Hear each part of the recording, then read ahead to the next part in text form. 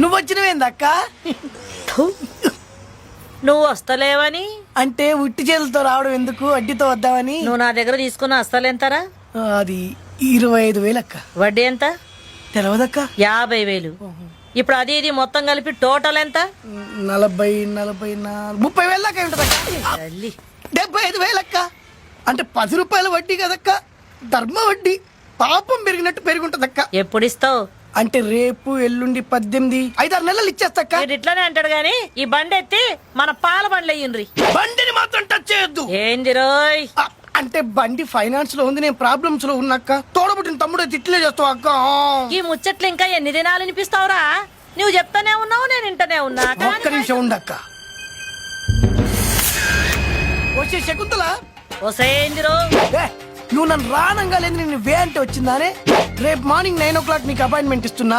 Room కి వచ్చి నన్ను పికప్ చేసుకుని 10 o'clock క్యాష్ తీసుకెళ్ళి. పొద్దుగాలు గన్ని పైసలు అడికెళ్ళిస్తావు? నేను ఇప్పుడు తీసిన ఫోటో ఎవరితో తెలుసా? ఎవంది? లక్ష్మీ ఇండస్ట్రీస్ ఎండి లక్ష్మీనారాయణ చెల్లెల్ది. అయితే ఈ ఫోటో వాడికి చూపిస్తా, బ్లాక్ మెయిల్ చేస్తే లక్షలు ఇస్తాడు. రేపు గిట్లా నాకు పైసలు ఇయ్యకపోవాలే